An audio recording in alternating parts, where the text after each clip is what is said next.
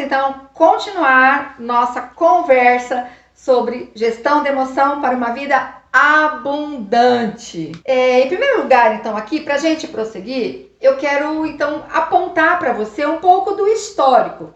Porque muitas pessoas falam, mas gestão de emoção, inteligência emocional, é modinha, é modinha, é modinha. Veja, quando eu olho para as páginas da Bíblia e vejo as conversas, os papos cabeças que Davi teve com a sua própria alma, eu falo, nossa, lá atrás, desde o Primeiro Testamento ou o Antigo Testamento, que a gente vê Deus trabalhando questão de gestão de emoção, vamos combinar, né? Mas enfim, olhando aqui para a nossa história, depois de Cristo, a gente vê que desde lá de trás, de 1937, James Pepys, um cientista, né? Ele relacionou as estruturas emocionais do sistema nervoso às bases ligadas à emoção. E depois, né, posteriormente, o Daniel Goleman trouxe para nós aí mais estudos sobre inteligência emocional e ele então passou a ser conhecido, ele é conhecido então como o pai da inteligência emocional, ok? A palavra de Deus lá no Salmo 139, ela fala o que para nós? Tu, Senhor, criaste o íntimo do meu ser e me teceste no ventre da minha mãe. E aí vai falando, eu te louvo porque me fizeste de modo especial e admirável. Todas as tuas obras são maravilhosas, disso tenho certeza. Os meus ossos ainda estavam escondidos de ti, em secreto fui formado e entretecido, como nas profundezas da terra. Os teus olhos viram o meu embrião. Olha que lindo isso. Todos os dias determinados para mim foram escritos no teu livro, sem que qualquer um deles ainda existisse. Então, quem nos formou, quem nos criou, quem criou todas as nossas estruturas, foi o nosso Criador, foi Deus. E aqui eu quero falar um pouco sobre os neurotransmissores do bem-estar. Se você fizer assim, você vai ter uma imagem semelhante à do seu cérebro. E eu quero falar um pouco sobre o sistema límbico. O sistema límbico, ele é composto por algumas estruturas, que são o tálamo, o hipotálamo, o lóbulo frontal, o bulbo, a amígdala e o hipocampo. Isso tudo, né, forma um conjunto de estruturas envolvidas nos processos emocionais, responsável por nossas emoções e sentimentos. Sem o bom funcionamento dele, não há inteligência emocional, nem vida equilibrada, nem realizações. Deus criou essa estrutura e cada um deles tem uma função muito clara. Então, as principais estruturas aqui que eu quero falar hoje, afinal, né, isso não é uma aula, né, de anatomia, de ciência, não é. Eu quero falar com você sobre o hipotálamo. Olha o que eu trouxe aqui, se você quiser dar um print, se você quiser anotar, porque é importante você depois se debruçar sobre esse conteúdo e estudar, porque é o nosso dia a dia. Em todas as áreas hoje, o que nós mais vamos precisar é da inteligência intra e interpessoal, para esse novo mundo aí, esse novo normal, esse mundo que estamos vivendo. Quer para a sua vida profissional, quer para a sua liderança, quer para ter uma vida frutífera como pessoa, ou pai, ou mãe, enfim, ok? Então, o hipotálamo, ele é pequenino, porém responsável por praticamente todo o funcionamento do corpo. As sensações de dor, agressividade, humor, sensação de prazer sexual, ansiedade, raiva, medo e outros sentimentos, tá?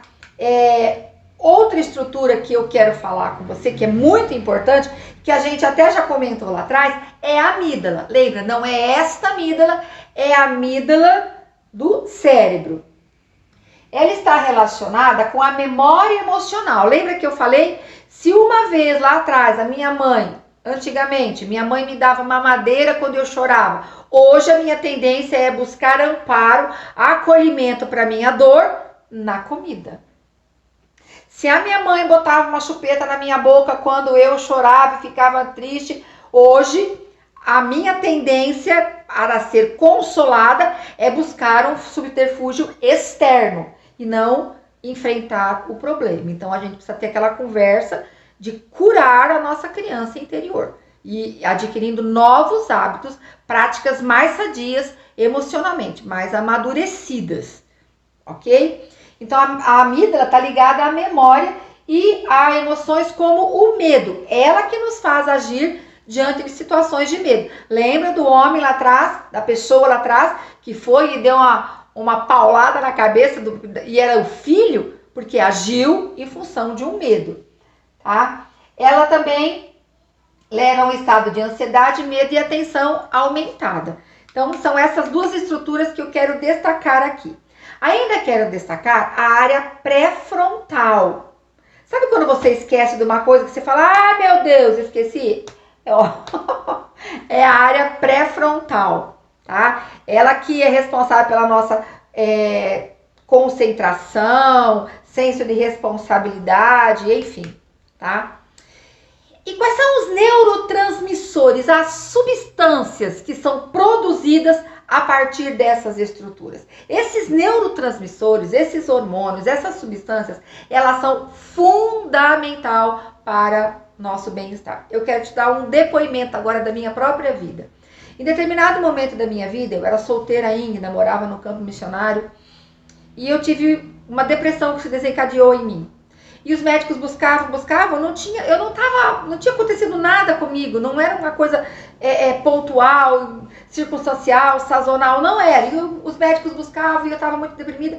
Aí um dos médicos teve a grande sacada de solicitar uma bateria de exames de sangue. E dentre eles, não vou dizer qual é o nome da substância, né? Mas enfim, ele solicitou lá o exame de uma substância e aquela substância estava muito baixa no meu organismo. E então eu tive uma depressão gerada por fatores químicos. Estava muito baixa em mim.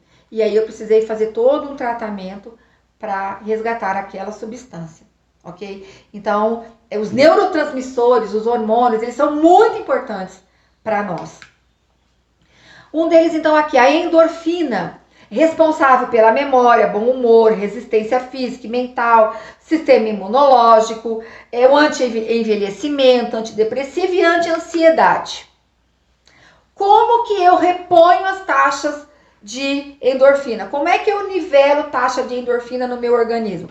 Atividade física, relação sexual, café, chocolate, pimenta, relacionamentos. Aí de repente a pessoa percebe que tá ficando cada vez mais estressada e se afasta de relacionamento. Mais estressada e se afasta. Mais estressada e se afasta. Só que é um abismo chamando outro abismo. Porque nós precisamos disso, do prazer do relacionamento, do contato, para estarmos com as taxas de endorfina e ficarmos bem.